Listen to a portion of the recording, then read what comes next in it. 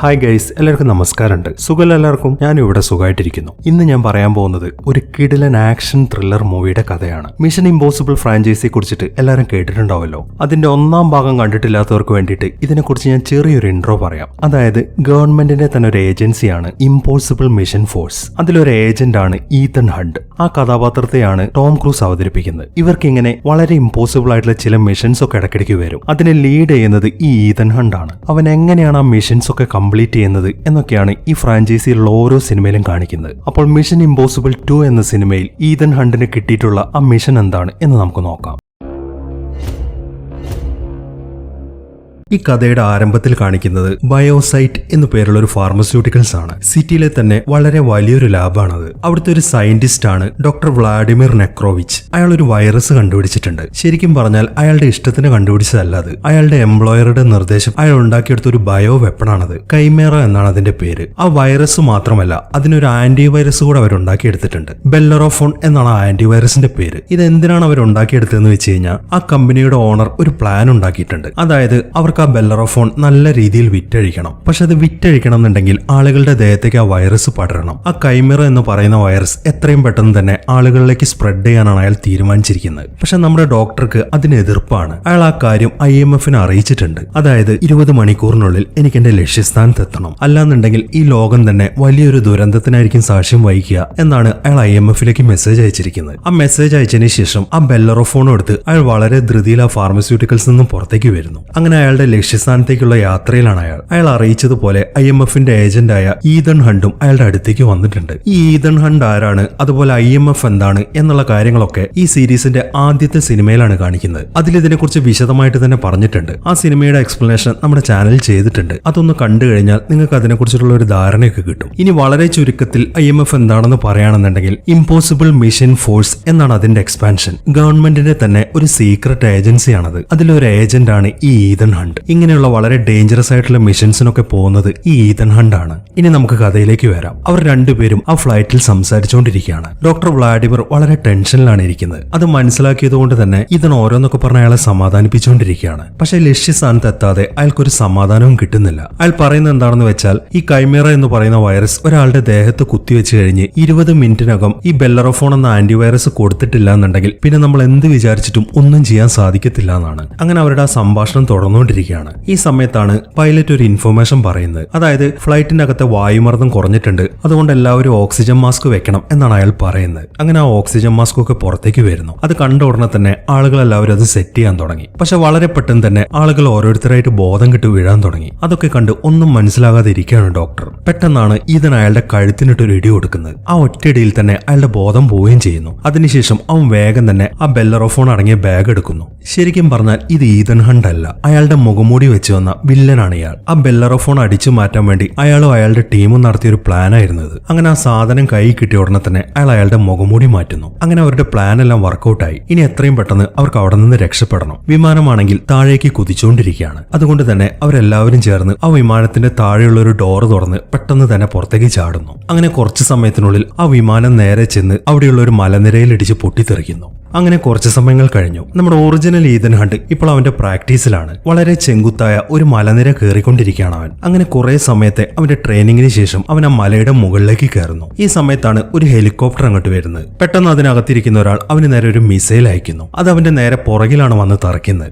അതോടൊപ്പം തന്നെ ആ ഹെലികോപ്റ്റർ തിരിച്ചു പോവുകയും ചെയ്യുന്നു. അത് ഒറിജിനൽ മിസൈൽ ഒന്നുമല്ല, അത് അവനുള്ള ഒരു മെസ്സേജ് ആണ്. അവൻ വേഗം തന്നെ ആ മിസൈൽ നോക്കുന്നു. അതിനകത്തുണ്ടായിരുന്നത് ഒരു കൂളിംഗ് ഗ്ലാസ് ആണ്. അത് കണ്ട ഉടനെ തന്നെ അവൻ വേഗം ആ കൂളിംഗ് ഗ്ലാസ് എടുത്ത് വെക്കുന്നു. ആ കൂളിംഗ് ഗ്ലാസ്സിലാണ് അവനുള്ള മെസ്സേജ് വന്നിരിക്കുന്നത്. അതായത് അവൻ ചെയ്യേണ്ട പുതിയ മിഷൻ. അത് ആ കൈമേറ എന്ന് പറയുന്ന വൈറസിനെ കുറിച്ചിട്ടാണ്. എത്രയും പെട്ടെന്ന് തന്നെ അത് കണ്ടെടുത്ത് IMFനെ ഏൽപ്പിക്കണം. അവന്റെ ഈ മിഷനിൽ അവന് 3 പേരെ കൂടെ കൂട്ടാം. അതിൽ 2 പേർ അവന് ഇഷ്ടമുള്ള ആരെങ്കിലും ആകാം. പക്ഷെ മൂന്നാമത്തെ വ്യക്തി നയ എന്ന് പറയുന്ന ഒരു പെൺകുട്ടിയായിരിക്കണം. അവൾ എന്ന് പറയുന്നത് അതിസമർത്ഥിയായ ഒരു മോഷ്ടാവാണ്. 48 മണിക്കൂറിനകം അവളെയും കണ്ടുപിടിച്ച് നേരെ IMFന്റെ ഓഫീസിലേക്ക് ചെല്ലണം എന്നാണ് ആ മെസ്സേജിൽ പറഞ്ഞിരിക്കുന്നത്. ഈ IMFന്റെ ഒരു രീതി എങ്ങനെയാണെന്ന് വെച്ച് കഴിഞ്ഞാൽ അവരുടെ ഏജന്റ് ആ മെസ്സേജ് മെസ്സേജ് വായിച്ചു കഴിഞ്ഞാൽ എന്ത് ഡിവൈസ് ആണ് അവർക്ക് കൊടുത്തിരിക്കുന്നത് 5 സെക്കൻഡിനുള്ളിൽ അത് നശിക്കും. അതുകൊണ്ട് തന്നെ ആ മെസ്സേജ് ഒക്കെ നോക്കിയതിനു ശേഷം ഈതൻ ആ കൂളിംഗ് ഗ്ലാസ് എടുത്ത് പുറത്തേക്ക് എറിയുന്നു. അതോടൊപ്പം അത് പൊട്ടിത്തെറിക്കുകയും ചെയ്യുന്നു. അങ്ങനെ സമയം രാത്രിയായി. സ്പെയിനിൽ ഒരു സ്ഥലത്ത് ഒരു പാർട്ടി നടന്നുകൊണ്ടിരിക്കുകയാണ്. ഈതൻ സെർച്ച് ചെയ്തപ്പോൾ ഈ പാർട്ടി നടക്കുന്ന സ്ഥലത്താണ് നയ എന്ന പെൺകുട്ടി ഉള്ളത്. അതുകൊണ്ട് തന്നെ അവളെ അന്വേഷിച്ചാണ് അവൻ അങ്ങോട്ട് വന്നിരിക്കുന്നത്. കുറച്ച് സമയത്ത് സെർച്ചിനുള്ളിൽ തന്നെ അവൻ അവളെ കണ്ടെത്തുന്നുണ്ട്. കുറെ സമയമായി അവൻ അവളെ തന്നെ നോക്കുന്നത് കാണുമ്പോൾ അവൾ അത് ശ്രദ്ധിക്കുന്നുണ്ട്. പക്ഷെ അവൾ അവനോട് സംസാരിക്കാനൊന്നും നിൽക്കുന്നില്ല. അവൾ വേഗം ആ ഹാളിന്റെ മുകളിലേക്കാണ് പോകുന്നത്. അവൾ അവിടെ വന്നിരിക്കുന്നത് ഒരു നെക്ലേസ് മോഷ്ടിക്കാനാണ്. അത് അന്വേഷിച്ചിട്ടാണ് അവൾ നടക്കുന്നത്. അങ്ങനെ പെട്ടെന്ന് തന്നെ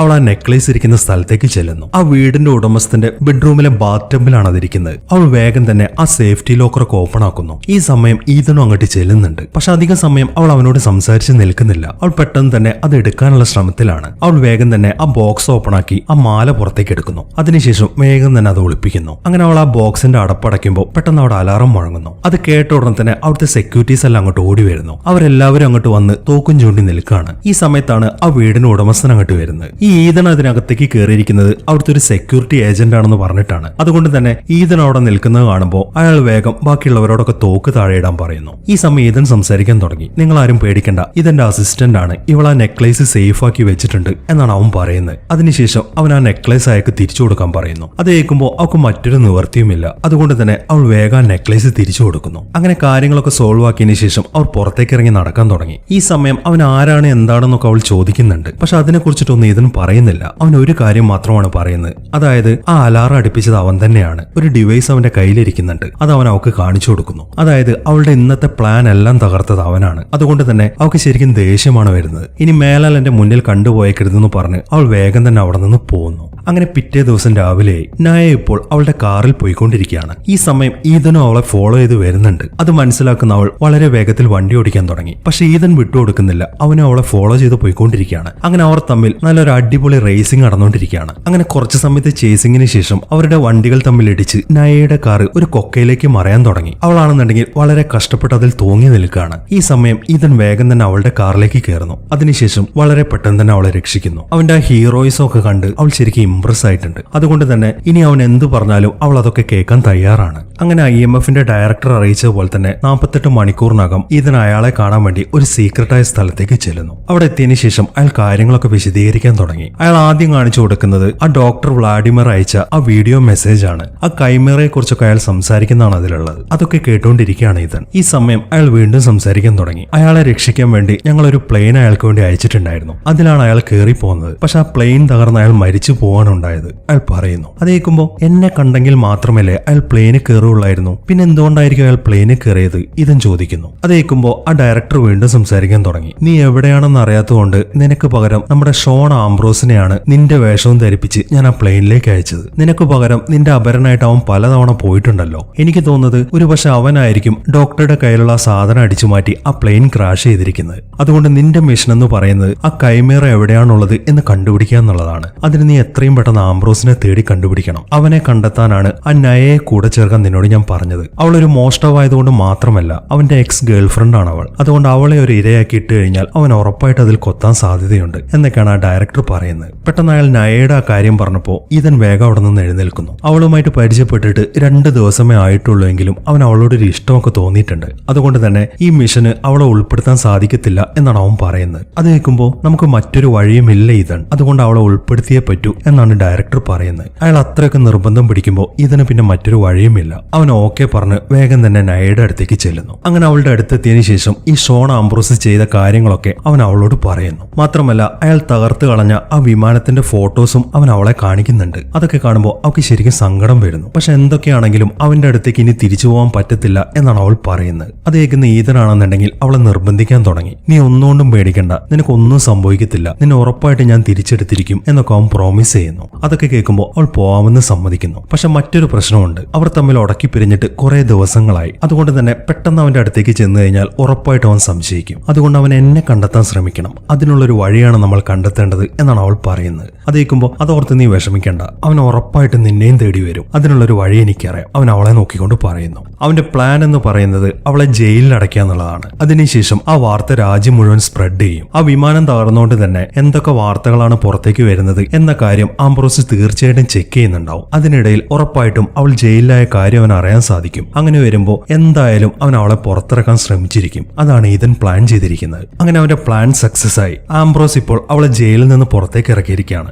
അതിനുശേഷം അവന്റെ അസിസ്റ്റന്റിനെ വെച്ച് അവളൊരു ബോട്ടിൽ കയറ്റി അവന്റെ താവളത്തിലേക്ക് കൊണ്ടുവന്നുകൊണ്ടിരിക്കുകയാണ്. ഈ സമയം തന്നെ ഈതന്റെ 2 അസിസ്റ്റന്റും അവന്റെ ഹൈഡ് ഔട്ടിലേക്ക് ചെല്ലുന്നുണ്ട്. അതിലൊരാളുടെ പേര് ലൂതർ എന്നും മറ്റേ ആളുടെ പേര് ബില്ലി എന്നുമാണ്. അവരെ കണ്ട ഉടനെ തന്നെ അവൻ വേഗം ചെന്ന് അവരെ വെൽക്കം ചെയ്യുന്നു. ഈ നായയുടെ കാലിൽ ഈതൻ ഒരു GPS ഘടിപ്പിച്ചിട്ടുണ്ട്. അവൾ എത്ര ദൂരത്താണെങ്കിലും സാറ്റലൈറ്റ് വഴി അവനത് ചെക്ക് ചെയ്യാൻ സാധിക്കും. അവൻ ലൂതറിനെ വെച്ച് അവളുടെ കാര്യങ്ങളൊക്കെ നോക്കിക്കൊണ്ടിരിക്കുകയാണ്. അങ്ങനെ നായ ആംബ്രോസിന്റെ വീട്ടിലെത്തി. ഈതൻ പറഞ്ഞ പോലെ തന്നെ അവൾ അവന്റെ മുമ്പിൽ പ്രണയം അഭിനയിച്ചുകൊണ്ടിരിക്കുകയാണ്. ആംബ്രോസ് ആണെന്നുണ്ടെങ്കിൽ അവൾ തിരിച്ചു വന്നുകൊണ്ട് തന്നെ വളരെ സന്തോഷത്തിലാണ്. അങ്ങനെ അവൻ വേഗം തന്നെ അവളെയും കൊണ്ട് അവന്റെ വീട്ടിലേക്ക് ചെല്ലുന്നു. ഇതെല്ലാം നോക്കിക്കൊണ്ട് ആംബ്രോസിന്റെ അസിസ്റ്റന്റ് ആയ ഹ്യൂ സ്റ്റാമ്പ് അവിടെ നിൽക്കുന്നുണ്ട്. അവളുടെ വരവ് അവനെ തീരെ പിടിച്ചിട്ടില്ല. അത് അവന്റെ മുഖഭാവത്തിൽ നിന്നും വ്യക്തമാണ്. അവൾ അകത്തേക്ക് കയറുമ്പോൾ അവർ അവളുടെ ശരീരം മൊത്തം സ്കാൻ ചെയ്യുന്നുണ്ട്. പക്ഷെ ഈതൻ അവളുടെ കാലിൽ ഘടിപ്പിച്ച ആ ചിപ്പ് അവർക്ക് ആ സ്കാനിങ്ങിൽ കണ്ടെത്താൻ സാധിക്കുന്നില്ല. അങ്ങനെ കുറച്ച് സമയങ്ങൾ കഴിഞ്ഞു. ആംബ്രോസ് ഇപ്പോൾ ഹ്യൂ സ്റ്റാമ്പുമായിട്ട് സംസാരിച്ചുകൊണ്ടിരിക്കുകയാണ്. അവരുടെ ഡീലൊക്കെ ഓക്കെ ആയിട്ടുണ്ട്. 37 മില്യൺ പൗണ്ട്സിനാണ് അവർ കച്ചവടം നടത്താൻ പോകുന്നത്. ആ ഡീല് നടക്കുന്നതിന് മുമ്പേ ഇന്ന് അവർക്കൊരു മീറ്റിംഗ് ഉണ്ട്. ഒരു കുതിരപ്പന്തയം നടക്കുന്ന സ്ഥലത്ത് വെച്ചാണത്. ഒരു മെമ്മറി കാർഡിലെ വിഷ്വൽസ് ഒരാളെ കാണിക്കണം. അത് കാണിച്ച അയാൾക്ക് ഓക്കെ ആണെന്നുണ്ടെങ്കിൽ ആ 37 മില്യന്റെ പകുതി പൈസ എന്ന് കിട്ടും. ഇങ്ങനെയുള്ള കാര്യങ്ങളൊക്കെ ആംബ്രോസ് ഹ്യൂവിന്റെ അടുത്ത് പറഞ്ഞുകൊണ്ടിരിക്കുകയാണ്. പക്ഷെ അയാൾ അങ്ങനെയൊക്കെ പറയുമ്പോഴും ഹ്യൂ ആണെന്നുണ്ടെങ്കിൽ എന്തൊക്കെ ആലോചിച്ചുകൊണ്ടിരിക്കുകയാണ്. അത് കാണുമ്പോൾ എന്താണ് നിന്റെ പ്രശ്നം, നീ എന്താണ് ഈ ആലോചിച്ചുകൊണ്ടിരിക്കുന്നത്, ആംബ്രോസ് ചോദിക്കുന്നു. അവന്റെ പ്രശ്നം മറ്റൊന്നുമല്ല, നയ തിരിച്ചു വന്നതാണ് അവന്റെ ഇപ്പോഴത്തെ പ്രശ്നം. അവൾ എന്തോ ഉടായ്പം കൊണ്ടാണ് വന്നിരിക്കുന്നത് എന്നാണ് ഹ്യൂ പറയുന്നത്. അവൻ ആ പറയുന്നത് കേൾക്കുമ്പോൾ ആംബ്രോസിന് ശരിക്കും ദേഷ്യമാണ് വരുന്നത്. അവൾ എന്റെ ഗേൾഫ്രണ്ട് ആണ്. അവൾ ഇനി എന്ത് ഉടായ്പ കാണിച്ചാലും എനിക്കതൊരു കുഴപ്പവുമില്ല. അവളുടെ സാമീപ്യം എനിക്കിപ്പോൾ ആവശ്യമാണ് എന്നൊക്കെയാണ് ആംബ്രോസ് പറയുന്നത്. മാത്രമല്ല അവൻ അവളെ കുറിച്ച് പറഞ്ഞതിനെ ആംബ്രോസ് ഒരു കട്ടർ വെച്ച് ഹ്യൂന്റെ വിരലിന്റെ ഒരു കഷ്ണം കട്ട് ചെയ്ത് കളയുന്നുണ്ട്. ഒന്നും ചെയ്യാൻ പറ്റാതെ ഉറക്കെ നിലവിളിക്കാൻ മാത്രമേ അവനെ കൊണ്ടാവുന്നുള്ളൂ. അങ്ങനെ കുറച്ച് സമയത്തിന് ശേഷം അവർ ആ കുതിരപ്പന്തയം നടക്കുന്ന സ്ഥലത്തേക്ക് ചെല്ലുന്നു. ആംബ്രോസ് ഇപ്പോൾ നായയുടെ കൂടെ അതൊക്കെ നോക്കിക്കൊണ്ട് നിൽക്കുകയാണ്. ഏത് കുതിരയ്ക്കാണോ ആംബ്രോസ് ബെറ്റ് വെച്ചത് ആ കുതിരയാണ് ഇപ്പോൾ ജയിച്ചിരിക്കുന്നത്. അതുകൊണ്ട് തന്നെ അയാൾ ശരിക്കും സന്തോഷത്തിലാണ്. അങ്ങനെ കുറച്ച് സമയം അതൊക്കെ നോക്കി നിന്നതിന് ശേഷം ഞാനൊരു ഡ്രിങ്ക് എടുത്തിട്ട് വരാമെന്ന് പറഞ്ഞ് ആംബ്രോസ് അവിടെ നിന്ന് പോകുന്നു. അങ്ങനെ അയാൾ പോയി കഴിയുമ്പോൾ ഈതന്റെ നിർദ്ദേശപ്രകാരം ബില്ലി അങ്ങോട്ട് വരുന്നുണ്ട്. വന്ന ഉടനെ തന്നെ അവനൊരു ബുക്ക് അവളുടെ കയ്യിൽ കൊടുക്കുന്നു. അവൾ അത് തുറന്നു നോക്കുമ്പോൾ അതിനകത്തൊരു ഇയർപീസ് ആണ്. അതിൽ എഴുതി വെച്ചിരിക്കുന്ന പോലെ അവൾ വേഗം അതെടുത്ത് ചെവിയിൽ വെക്കുന്നു. ഈ സമയം ഈതൻ സംസാരിക്കാൻ തുടങ്ങി. നീ ഒന്നുകൊണ്ടും പേടിക്കണ്ട, ഞാൻ നിന്റെ തൊട്ടടുത്ത് തന്നെയുണ്ട്, അവൻ പറയുന്നു. അത് കേൾക്കുമ്പോൾ അവൻ പറഞ്ഞ സ്ഥലത്തേക്ക് അവൾ ബൈനോക്കുലർ വെച്ച് നോക്കാൻ തുടങ്ങി. അവളുടെ വലതുവശത്തായിട്ട് അവൻ നിൽക്കുന്നുണ്ട്. അത് കാണുമ്പോൾ അവൾക്ക് ശരിക്കും ആശ്വാസമായി. ഈ സമയം ഈതൻ ആണെന്നുണ്ടെങ്കിൽ ആംബ്രോസ് എന്താണ് ചെയ്യുന്നത് എന്ന് വാച്ച് ചെയ്തുകൊണ്ടിരിക്കുകയാണ്. അയാൾ നേരെ ചെന്നിരിക്കുന്നത് ആ ഡീല് നടത്താൻ വേണ്ടിയിട്ടാണ്. അതിനുവേണ്ടി ഒരാൾ അങ്ങോട്ട് വന്നിട്ടുണ്ട്. അവൻ നേരെ അയാളുടെ അടുത്ത് ചെന്നതിന് ശേഷം അയാളുടെ കയ്യിലുള്ള മെമ്മറി കാർഡ് ഒരു ഡിജിറ്റൽ ക്യാമറയിൽ വെച്ച് അയാൾക്ക് കാണിച്ചു കൊടുക്കുന്നു. ആ വ്യക്തിയെ കാണുമ്പോൾ ഈതൻ വേഗം അത് ആരാണെന്ന് ചെക്ക് ചെയ്യാൻ ലൂതറിന്റെ അടുത്ത് പറയുന്നു. അങ്ങനെ ലൂതർ അയാൾ ആരാണെന്ന് സ്കാൻ ചെയ്യാൻ തുടങ്ങി. അത് മറ്റാരുമല്ല, ആ ബയോസൈറ്റ് ഫാർമസ്യൂട്ടിക്കൽസിന്റെ CEO ആണ് അയാൾ. അതായത് ആ കൈമേറ ഉണ്ടാക്കാൻ പറഞ്ഞ ആൾ. അയാളുടെ പേര് ജോൺ മക്ലോയ് എന്നാണ്. ആ സാധനങ്ങളൊക്കെ അയാളുടെ ലാബിൽ നിന്ന് നഷ്ടപ്പെട്ടിരിക്കുകയല്ലേ, അത് ആംബ്രോസിന്റെ കയ്യിലുണ്ടെന്നറിഞ്ഞ് അത് വാങ്ങാനാണ് അയാൾ തീരുമാനിച്ചിരിക്കുന്നത്. അങ്ങനെ ആ സംസാരത്തിന് ശേഷം അയാൾ അവിടെ നിന്ന് പോവുകയും ചെയ്യുന്നു. അയാൾ പോയി കഴിയുമ്പോൾ ആംബ്രോസ് വേഗം ആ മെമ്മറി കാർഡ് എടുത്ത് ഒരു കവറിലേക്ക് ഇടുന്നു.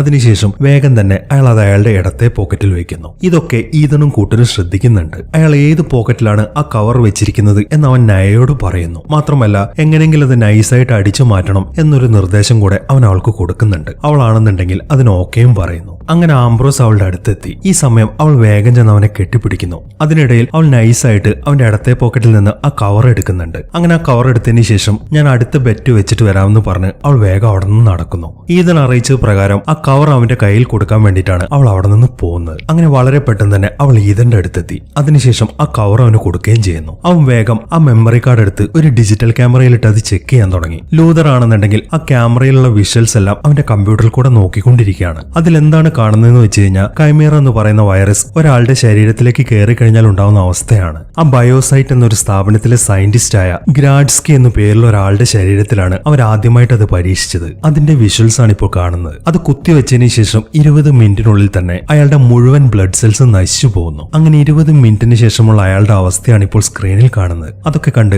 ആകെ അന്തം വിട്ട് നിൽക്കാണ് ഈതൻ. ഈ സമയം ആ ബിൽഡിങ്ങിന്റെ മുകളിൽ നിന്നും ബില്ലി അവനോട് സംസാരിക്കാൻ തുടങ്ങി. ആ ഹ്യൂ സ്റ്റാമ്പ് അങ്ങോട്ട് വരുന്നുണ്ട്. എത്രയും പെട്ടെന്ന് അവളെ പറഞ്ഞേക്കാൻ നോക്ക് എന്നാണ് അവൻ പറയുന്നത്. അത് കേട്ട ഉടനെ തന്നെ ഈതൻ വേഗം ആ മെമ്മറി കാർഡ് എടുത്ത് അവളുടെ കയ്യിൽ തന്നെ തിരിച്ചു കൊടുക്കുന്നു. അതിനുശേഷം എത്രയും പെട്ടെന്ന് ഈ സ്ഥലം വിട്ട് പോകണം എന്നാണ് അവൻ അവളോട് പറയുന്നത്. അങ്ങനെ ഹ്യൂ സ്റ്റാമ്പ് അവിടെ എത്തുന്നതിന് മുമ്പ് തന്നെ ഈതൻ അവിടെ നിന്ന് സ്കൂട്ടാവുന്നു. എന്തായി നിന്റെ ബെറ്റിംഗ് ഒക്കെ ഹ്യൂ ചോദിക്കുന്നു. അത് കേൾക്കുമ്പോൾ ബെറ്റിംഗ് ഞാൻ ചെയ്തിട്ടുണ്ട് എന്ന് പറഞ്ഞ് അവൾ ആ ബില്ല് അവനെ കാണിച്ചു കൊടുക്കുന്നു. അങ്ങനെ അവൾ നേരെ ചെല്ലുന്നത് ആംബ്രോസിന്റെ അടുത്തേക്കാണ്. ആംബ്രോസ് ആണെന്നുണ്ടെങ്കിൽ ആ കുതിരപ്പന്തയം നോക്കിക്കൊണ്ടിരിക്കുകയാണ്. അവൾ വേഗം അയാളുടെ അടുത്തേക്ക് ചെന്ന് ആ കവർ എടുത്ത് അയാളുടെ പോക്കറ്റിൽ വെക്കുന്നു. പക്ഷെ ചെറിയൊരു വെപ്രാളം ഉള്ളത് കൊണ്ട് അവൾ അവന്റെ വലത്തെ പോക്കറ്റിലാണ് വെക്കുന്നത്. ആംബ്രോസ് ആണെന്നുണ്ടെങ്കിൽ അത് ശ്രദ്ധിക്കുന്നുമുണ്ട്. പക്ഷെ അയാൾക്കത് മനസ്സിലായി എന്നുള്ള കാര്യം അയാൾ പുറത്ത് കാണിക്കുന്നില്ല. അങ്ങനെ ആ കുതിരപ്പന്തയൊക്കെ കഴിഞ്ഞ് ആംബ്രോസും ടീമും അവരുടെ വീട്ടിലെത്തി. നയ അയാളെ ചതിക്കുന്നുണ്ടോ എന്ന കാര്യത്തിൽ അയാൾക്ക് സംശയമുണ്ട്. എങ്കിൽ ഈ ഒരു അവസരത്തിൽ അതിനെക്കുറിച്ചിട്ടല്ല അയാൾ ആലോചിക്കുന്നത്. ആ ബെല്ലറോഫോണിന്റെ കച്ചവടമായിട്ട് ആ മക്കളോ ഇതുവരെ ഓക്കെ പറഞ്ഞിട്ടില്ല. എങ്ങനെ അയാളെ കൊണ്ട് അത് വാങ്ങിപ്പിക്കാം എന്നതിനെ കുറിച്ചിട്ടാണ് ആംബ്രോസ് ചിന്തിച്ചുകൊണ്ടിരിക്കുന്നത്. അങ്ങനെ സമയം രാത്രി.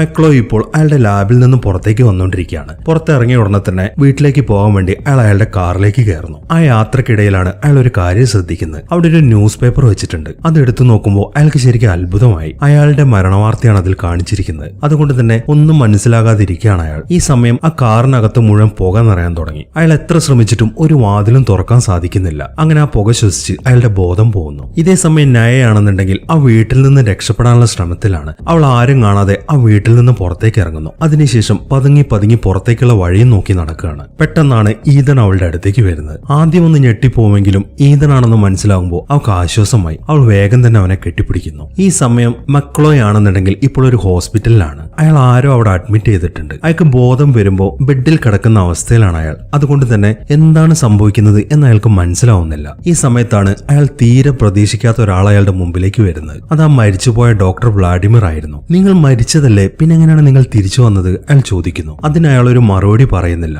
മറിച്ച് അയാൾ പറയുന്നത് എന്താണെന്ന് വെച്ചാൽ മക്ലോയെ ആ കൈമേറ ബാധിച്ചിട്ടുണ്ടെന്നാണ്. അത് കേൾക്കുമ്പോൾ അതെങ്ങനെ സംഭവിക്കും? അയാൾക്ക് സംശയമായി. ഇത് തന്നെയായിരുന്നു ഗ്രാഡ്സ്കിയുടെ അവസ്ഥയും. അയാൾക്ക് എങ്ങനെയാണ് കൈമേറ ബാധിച്ചത് എന്ന് അയാൾക്ക് പോലും അറിയത്തില്ല. പക്ഷെ എനിക്കറിയാം, നിങ്ങൾ അയാളുടെ ശരീരത്തിൽ അത് കുത്തിവെക്കുകയായിരുന്നു. അതെന്തിനു വേണ്ടിയിട്ടാണ് നിങ്ങൾ ചെയ്തത്? ശരിയാണ്, ഞാൻ അത് അയാൾക്ക് കുത്തിവെക്കുകയായിരുന്നു. പക്ഷെ 20 മണിക്കൂറിനകം ആ ബെല്ലറോഫോൺ കൊടുക്കണം എന്ന കാര്യം എനിക്ക് അറിയത്തില്ലായിരുന്നു. ഈ കൈമേറ എന്ന് പറഞ്ഞത് നിങ്ങളുടെ സൃഷ്ടിയാണെങ്കിലും അത് ഞാൻ പറഞ്ഞിട്ടാണ് നിങ്ങൾ ചെയ്തത്. അതൊരു ലാബിൽ മാത്രം ടെസ്റ്റ് ചെയ്യേണ്ട ഒന്നല്ല. അതൊരു മനുഷ്യനെ ബാധിച്ചു കഴിഞ്ഞാൽ എങ്ങനെ ഉണ്ടാവും എന്ന് എനിക്ക് അറിയണമായിരുന്നു. അങ്ങനെ വരുമ്പോൾ മാത്രമേ എത്ര അളവിൽ ആ ബെല്ലറോഫോൺ വിറ്റഴിക്കാൻ സാധിക്കും എന്നെനിക്ക് പ്ലാൻ ചെയ്യാൻ സാധിക്കൂ. അങ്ങനെ കോടികൾ സമ്പാദിക്കാനായിരുന്നു എന്റെ ശ്രമം. നിനക്കറിയാമല്ലോ പണത്തിനു വേണ്ടി ഞാൻ എന്തും ചെയ്യുമെന്ന്. അതുകൊണ്ട് ഞാൻ ഒരു കാര്യം പറയാണ്. എന്റെ കയ്യിൽ ആ കൈമേറ വൈറസ് ഉണ്ട്. നിന്റെ കയ്യിലാണെങ്കിൽ ആ ബെല്ലറോഫോണും ഉണ്ട്. നീ അത് എനിക്ക് തരണം. നീ ആംബ്രോസുമായിട്ട് എന്തെങ്കിലും ഡീൽ ഉണ്ടാക്കിയിട്ടുണ്ടെങ്കിൽ അത് നീ വിട്ടേക്ക്. അവൻ തരുന്നതിനേക്കാളും കൂടുതൽ കാശ് ഞാൻ നിനക്ക് തരാം. അതുകൊണ്ട് ഞാൻ പറയുന്ന ഒന്ന് കേൾക്ക് എന്നൊക്കെയാണ് മക്ലോയ് പറഞ്ഞുകൊണ്ടിരിക്കുന്നത്. പക്ഷെ വ്ളാഡിമിർ അതിനൊന്നും സമ്മതിക്കുന്നില്ല. നിങ്ങൾ ഒരുപാട് വൈകിപ്പോയി. ഉടനെ തന്നെ നിങ്ങൾ ആ ഗ്രാഡ്സ്കിയെ കണ്ടുമുട്ടും. അയാളെ കാണുമ്പോൾ എന്റെ അന്വേഷണം കൂടെ ഒന്ന് പറഞ്ഞേക്കെന്ന് പറഞ്ഞ് വ്ളാഡിമിർ വേഗം അവിടെ നിന്ന് പുറത്തേക്ക് ഇറങ്ങുന്നു. ഇത് ഒറിജിനൽ വ്ളാഡിമിർ അല്ല.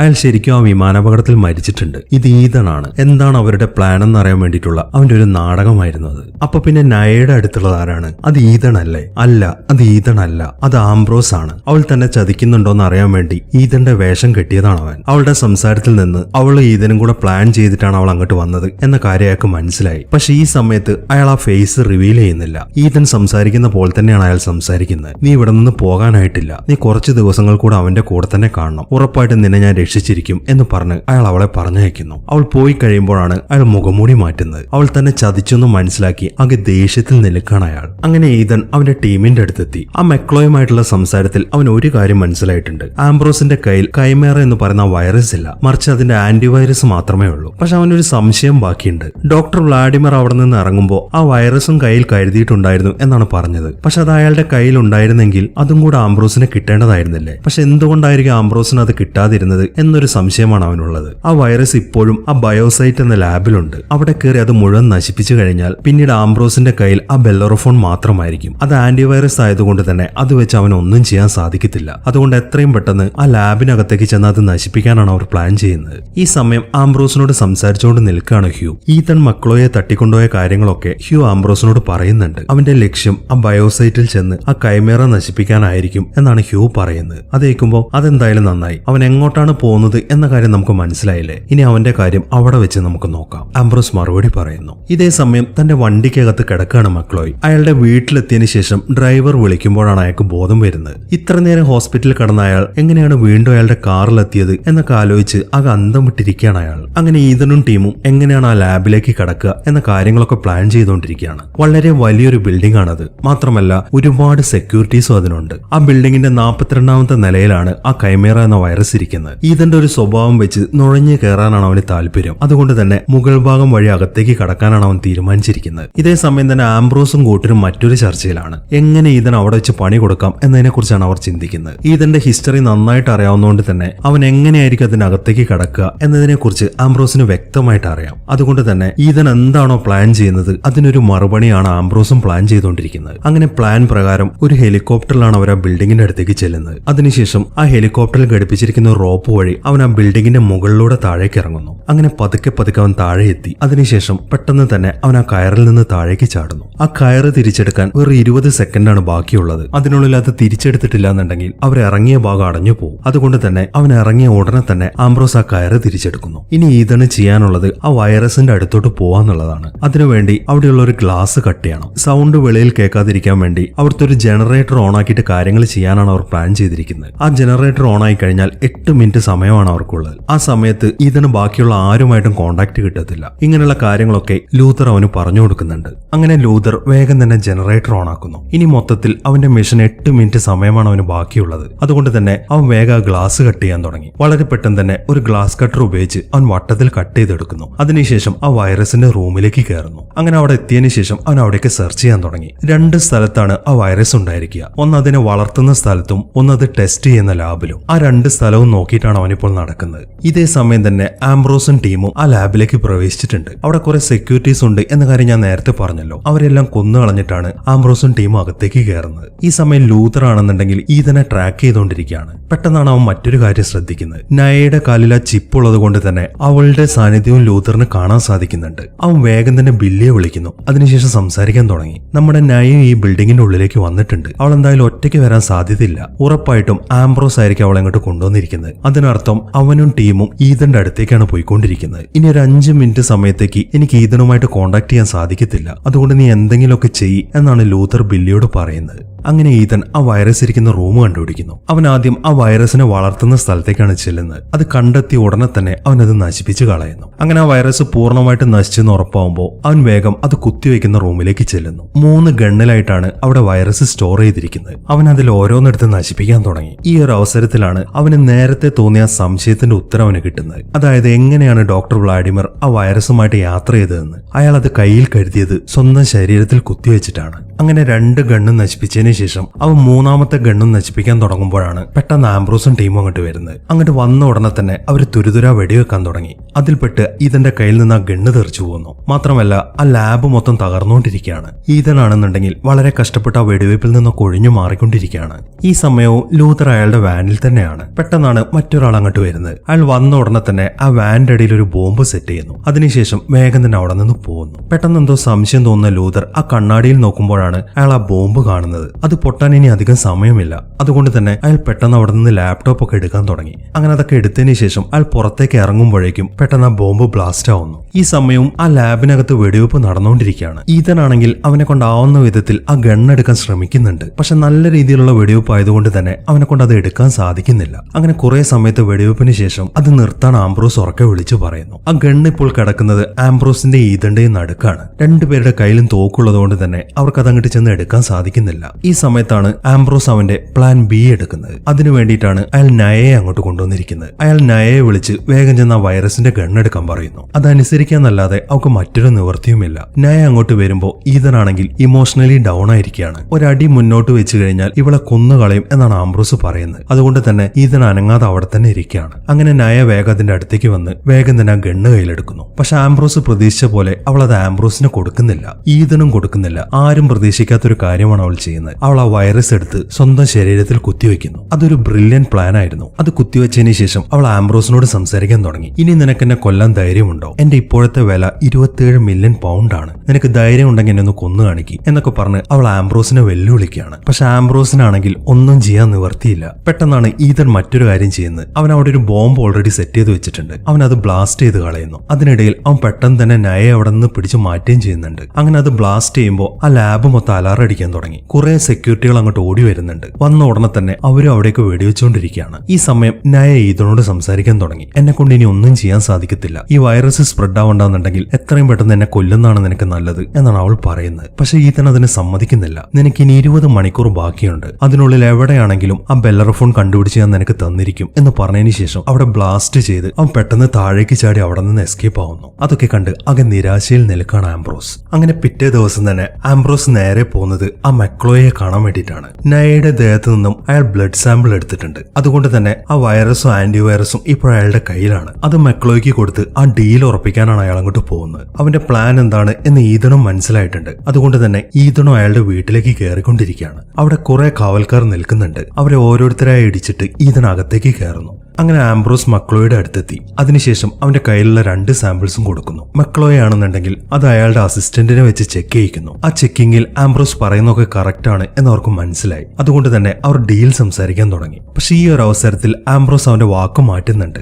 അതായത് അവന് കാശ് വേണ്ട, മറിച്ച് ആ കമ്പനിയുടെ ഓഹരിയാണ് വേണ്ടത് എന്ന് പറഞ്ഞതിന് ശേഷം അവൻ ഫോൺ എടുക്കുന്നു. അവൻ അവന്റെ മറ്റൊരു അസിസ്റ്റന്റിനെയാണ് വിളിക്കുന്നത്. നയയ്ക്ക് വൈറസ് ബാധിച്ചിട്ടുള്ളതുകൊണ്ട് തന്നെ അവളെ സിറ്റിയിൽ എവിടെയെങ്കിലും തുറന്നു വിടാനാണ് അവൻ ഫോണിൽ വിളിച്ച് പറയുന്നത്. അവന്റെ ഈ സംഭാഷണമൊക്കെ ലൂതർ കേൾക്കുന്നുണ്ട്. അത് കേട്ട ഉടനെ തന്നെ അയാൾ ഈതനോട് സംസാരിക്കാൻ തുടങ്ങി. നയയ്ക്ക് ഒന്നും പറ്റിയിട്ടില്ല, അവൾ ജീവനോടെ തന്നെയുണ്ട്. ആംബ്രോസ് അവളെ സിറ്റിയിൽ എവിടെയോ തുറന്നു വിട്ടിരിക്കുകയാണ് എന്നാണ് ലൂതർ പറയുന്നത്. ഈ സമയത്താണെങ്കിൽ ഈതൻ ഫൈറ്റ് ചെയ്തുകൊണ്ടിരിക്കുകയാണ്. ആ ഫൈറ്റിനിടയിലാണ് അവൻ സംസാരിക്കുന്നത്. നീ എത്രയും പെട്ടെന്ന് അവൾ എവിടെയാണുള്ളത് എന്ന് കണ്ടുപിടിക്കാനാണ് ഈതൻ പറയുന്നത്. ഈ സമയവും ആംബ്രോസ് ആ ഡീല് സംസാരിച്ചുകൊണ്ടിരിക്കുകയാണ്. അയാൾ പറയുന്നത് എന്താണെന്ന് വെച്ച് കഴിഞ്ഞാൽ ഓസ്ട്രേലിയ മൊത്തം ആ കൈമേറ വൈറസ് സ്പ്രെഡ് ആവും. അതിനുള്ള പണി ഞാൻ ചെയ്തു വെച്ചിട്ടുണ്ട്. നിങ്ങൾ എത്രയും പെട്ടെന്ന് ആ ബെല്ലറോഫോൺ ഉണ്ടാക്കാൻ തുടങ്ങിക്കോ. ഇന്നല്ലെങ്കിൽ നാളെ ഈ ലോകം മൊത്തം അതിനാവശ്യക്കാരുണ്ടാവും. അങ്ങനെ വരുമ്പോ നിങ്ങളുടെ ഓഹരികളുടെ വിലയും കുത്തനെ കൂടും. ആ ഓഹരികളുടെ പകുതിയാണ് എനിക്ക് വേണ്ടത്. നിങ്ങൾ അത് വെറുതെ തരുമൊന്നും വേണ്ട. നിങ്ങളൊരു 37 മില്യൺ എനിക്ക് തരാന്ന് പറഞ്ഞിട്ടില്ലേ, ആ പൈസ നിങ്ങൾ എനിക്ക് തരണം. അത് വെച്ചിട്ടാണ് ഞാൻ ആ ഓഹരികൾ വാങ്ങാൻ പോകുന്നത് എന്നൊക്കെയാണ് ആംബ്രോസ് പറയുന്നത്. അത് കേൾക്കുമ്പോൾ അത് തരാൻ പറ്റത്തില്ല എന്നാണ് അയാൾ പറയുന്നത്. പക്ഷെ ആംബ്രോസ് പറയുന്നത് എന്താണെന്ന് വെച്ചാൽ,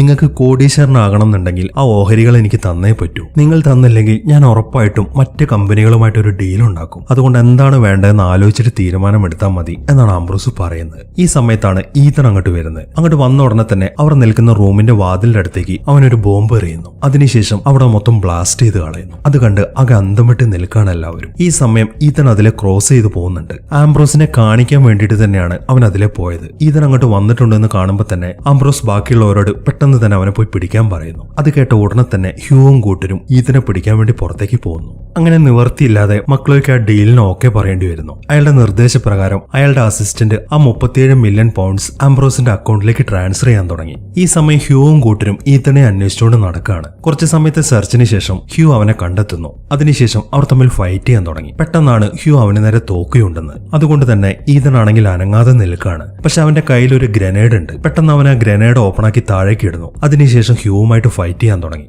അതോടൊപ്പം തന്നെ ആ ഗ്രനേഡ് പൊട്ടിത്തെറിക്കുന്നു. ആ പൊട്ടിത്തെറിയൊക്കെ കാണുമ്പോൾ ആംബ്രോസ് വേഗം ഹ്യൂവിനെ വിളിക്കുന്നു. പേടിക്കണ്ട, എനിക്ക് കുഴപ്പമൊന്നും പറ്റിയിട്ടില്ല, ഈതനെ എനിക്ക് കിട്ടിയിട്ടുണ്ട് എന്നാണ് അവൻ പറയുന്നത്. അത് കേൾക്കുമ്പോൾ അവൻ ജീവനോടെ ഉണ്ടെങ്കിൽ അവൻ എന്റെ മുന്നിലോട്ട് കൊണ്ടുപോവാ എന്നാണ് ആംബ്രോസ് മറുപടി പറയുന്നത്. അങ്ങനെ ഹ്യൂ ഈതനെയും കൊണ്ട് ആംബ്രോസിന്റെ മുന്നിലേക്ക് വരുന്നു. അവനെ കെട്ടിയിട്ടിട്ടുണ്ട്. അവന്റെ ആ ദയനീയമായ അവസ്ഥ കണ്ട് ആംബ്രോസ് ആണെങ്കിൽ വളരെ സന്തോഷത്തിൽ നിൽക്കാണ്. അവനെ കണ്ട ഉടനെ തന്നെ ആംബ്രോസ് ഒരു തോക്കെടുത്ത് അവന്റെ കാലിൽ ഷൂട്ട് ചെയ്യുന്നു. അതിനുശേഷം അവിടെ ചവിട്ടാൻ തുടങ്ങി. ഈ സമയം ഈതൻ ഉറക്കെ കരയുന്നുണ്ട്. പക്ഷെ അവന്റെ ശബ്ദം വെളിയിലേക്ക് വരുന്നില്ല. ഒരു മൂളൽ മാത്രമാണ് കേൾക്കുന്നത്. എന്താ നീ മൂളുന്നത്? നിന്റെ ശബ്ദം പുറത്തേക്ക് വരത്തില്ലേ? ആംബ്രോസ് ചോദിക്കുന്നു. അതിന് മറുപടി പറയുന്നത് ഹ്യൂ ആണ്. ഇല്ല, അവന്റെ ശബ്ദം പുറത്തേക്ക് വരത്തില്ല. അവന്റെ താടിയിലെ ഞാൻ തകർത്തിട്ടുണ്ട് എന്നാണ് അയാൾ പറയുന്നത്. അതും കൂടെ കേൾക്കുമ്പോൾ ആംബ്രോസ് ഉറക്കെ ചിരിക്കാൻ തുടങ്ങി. അങ്ങനെ ആംബ്രോസ് വീണ്ടും ഈതന് നേരെ തോക്കിയുണ്ടെന്നു. അവനാണെങ്കിൽ എന്നെ കൊല്ലരുതെന്ന് പറയാൻ ശ്രമിക്കുന്നുണ്ട്. പക്ഷെ അവന്റെ ശബ്ദം പുറത്തേക്ക് വരുന്നില്ല. പെട്ടെന്ന് ആംബ്രോസ് അവനെ ഷൂട്ട് ചെയ്യുന്നു. അതോടൊപ്പം തന്നെ അവൻ അവിടെ മരിച്ചു വീഴുന്നു. അവൻ ചെരിഞ്ഞിട്ടാണ് താഴേക്ക് വീണത്. ഈ സമയത്താണ് ഞെട്ടിക്കുന്ന ഒരു കാര്യം ആംബ്രോസ് മനസ്സിലാക്കുന്നത്. അവന്റെ കയ്യിൽ ആ ബാൻഡേജ് ചുറ്റിയിട്ടുണ്ട്. അതായത് അവനിപ്പോൾ കൊന്നിരിക്കുന്നത് ഈതനെയല്ല, ഹ്യൂവിനെയാണ് അവൻ വെടിവെച്ചത്. ഈതന്റെ ആ മാസ്ക് മാറ്റി നോക്കുമ്പോൾ അവനത് ഉറപ്പായി. അവന്റെ വായിൽ പ്ലാസ്റ്റർ ഒട്ടിച്ചിരിക്കുകയാണ്. അതുകൊണ്ടാണ് അവന്റെ ശബ്ദം വെളിയിലേക്ക് വരാത്തത്. താൻ കൊന്നത് തന്റെ ആത്മാർത്ഥ സുഹൃത്തിനാണെന്ന് മനസ്സിലാവുമ്പോൾ അവൻ ഉറക്കെ നിലവിളിക്കാൻ പേടിക്കാൻ തുടങ്ങി. ഈ സംഭവങ്ങളൊക്കെ നടക്കുന്നതിനിടയിൽ ഈതൻ നൈസായിട്ട് അവിടെ നിന്ന് സ്കൂട്ടായിട്ടുണ്ട്. ആ 2 സാമ്പിൾസ് എടുത്തിട്ടാണ് അവൻ പുറത്തേക്ക് ഇറങ്ങിയിരിക്കുന്നത്. അങ്ങനെ അവൻ വളരെ വേഗത്തിൽ ആ ബിൽഡിംഗിൽ നിന്ന് പുറത്തേക്ക് ഓടാൻ തുടങ്ങി. അവനെ വെയിറ്റ് ചെയ്തുകൊണ്ട് ആംബ്രോസും ബില്ലിയും ഒരു ഹെലികോപ്റ്ററിൽ പുറത്ത് നിൽക്കുന്നുണ്ട്. അവരുടെ അടുത്തേക്കാണ് അവൻ ഓടിപ്പോകുന്നത്. പക്ഷെ അവൻ ആ ഹെലികോപ്റ്ററിൽ കയറാൻ സാധിക്കുന്നില്ല. അപ്പോഴേക്കും ആംബ്രോസിന്റെ ആളുകൾ അങ്ങോട്ട് വന്ന് ഷൂട്ട് ചെയ്യാൻ തുടങ്ങി. അത് കാണുമ്പോൾ അവൻ അവരോട് അവിടെ നിന്ന് പോകാൻ പറയുന്നു. അങ്ങനെ ഈതൻ അവിടെ നിന്ന് ഓടാൻ തുടങ്ങി. ഈ സമയത്താണ് ഒരാൾ ബൈക്കും കൊണ്ട് അങ്ങോട്ട് വരുന്നത്. അത് കാണുന്ന ഈതൻ പെട്ടെന്ന് തന്നെ അയാളെ ഷൂട്ട് ചെയ്ത് വീഴ്ത്തുന്നു. അതിനുശേഷം ആ ബൈക്കിൽ പോകാൻ തുടങ്ങി. അങ്ങനെ കുറെ പോയി മുന്നിലെത്തുമ്പോഴാണ് ആംബ്രോസും ബൈക്കിൽ അങ്ങോട്ട് വരുന്നത്. അങ്ങനെ അവർ തമ്മിൽ ഒരു ചേസിംഗ് നടന്നുകൊണ്ടിരിക്കുകയാണ്. അങ്ങനെ കുറെ സമയത്തെ ചേസിംഗിന് ശേഷം അവർ തമ്മിൽ ഫൈറ്റ് ചെയ്യാൻ തുടങ്ങി. എത്ര കിട്ടിയിട്ടും ആംബ്രോസിന് മതിയാവുന്നില്ല. അവൻ വീണ്ടും വീണ്ടും ഇരന്ന് മേടിച്ചുകൊണ്ടിരിക്കുകയാണ്. അങ്ങനെ ആ ഫൈറ്റിന്റെ അവസാനം ആംബ്രോസ് നേരെ തെറിച്ചു വീഴുന്നത് ഒരു കല്ലിന്റെ മുകളിലേക്കാണ്. അതോടൊപ്പം തന്നെ അവൻ കണ്ണുകൾ അടയ്ക്കുന്നു. ഈ സമയം ലൂതറും ബില്ലിയും ആ ഹെലികോപ്റ്ററിൽ അങ്ങോട്ട് വരുന്നുണ്ട്. അവരുടെ കൂടെ നയയും ഉണ്ടായിരുന്നു. അവളെ കാണുമ്പോൾ ഈതൻ വേഗം അവളുടെ അടുത്തേക്ക് നടക്കാൻ തുടങ്ങി. ഈ സമയം ആംബ്രോസ് വീണ്ടും എഴുന്നേൽക്കുന്നു. അതിനുശേഷം ഈതന് നേരെ തോക്കിയുണ്ടെന്നു. ഈതനാണെങ്കിൽ അവിടെ അനങ്ങാതെ നിൽക്കുകയാണ്. അവൻ നോക്കുമ്പോൾ അവന്റെ കാൽച്ചുവട്ടിൽ ഒരു തോക്ക് കിടക്കുന്നുണ്ട്. പെട്ടെന്ന് അവൻ അത് ചവിട്ടി മുകളിലേക്ക് തെറിപ്പിക്കുന്നു. അപ്പോഴേക്കും ആംബ്രോസ് അവനെ ഷൂട്ട് ചെയ്യുന്നുണ്ട്. എന്നാൽ ഈതൻ ആ തോക്കും പിടിച്ച് താഴ്ന്നിരിക്കുകയാണ് ചെയ്യുന്നത്. അതിനുശേഷം വളരെ പെട്ടെന്ന് തന്നെ ആംബ്രോസിന് നേരെ ഷൂട്ട് ചെയ്യുന്നു. 3 തവണയാണ് അവൻ വെടിവെക്കുന്നത്. അതിൽപ്പെട്ട് ആംബ്രോസ് ഉടനെ തന്നെ മരിച്ചു വീഴുന്നു. അങ്ങനെ കാര്യങ്ങളെല്ലാം നല്ല രീതിയിൽ അവസാനിച്ചു. ഈതൻ വേഗം തന്നെ എഴുന്നേറ്റ് നേരെ നയയുടെ അടുത്തേക്ക് ചെല്ലുന്നു. ഇനി അവന് ചെയ്യാനുള്ളത് ആ ആന്റിവൈറസ് കൊടുക്കുക എന്നുള്ളതാണ്. ലൂതർ വേഗം തന്നെ ആ ആന്റിവൈറസ് അവളിൽ കുത്തിവെക്കുന്നു. അങ്ങനെ ആ പ്രശ്നവും സോൾവ് ആയി. അങ്ങനെ അവന്റെ മിഷൻ എല്ലാം നല്ല രീതിയിൽ അവസാനിച്ചു. പതിവ് പോലെ തന്നെ അവനിപ്പോൾ ഒരു ഹോളിഡേ ട്രിപ്പിന് വന്നിരിക്കുകയാണ്. സാധാരണ അവൻ ഒറ്റയ്ക്കാണ് പോകാറുള്ളത്. പക്ഷെ ഇത്തവണ അവന്റെ കൂട്ടനായിട്ട് നയയും ഉണ്ട്. അപ്പോൾ എങ്ങനെ ഉണ്ടായിരുന്നു സിനിമ? കിടിലനല്ലേ? നിങ്ങളുടെ അഭിപ്രായങ്ങൾ എന്തായാലും കമന്റ് ചെയ്തേക്കണേ. സബ്സ്ക്രൈബ് ചെയ്യാത്തവരുണ്ടെങ്കിൽ ഒന്ന് സബ്സ്ക്രൈബും കൂടെ ചെയ്തേക്കണേ. അപ്പോൾ കിടിലൻ ഒരു മൂവിയുടെ കഥയുമായിട്ട് നമുക്ക് നാളെ വൈകുന്നേരം 6 മണിക്ക് കാണാം.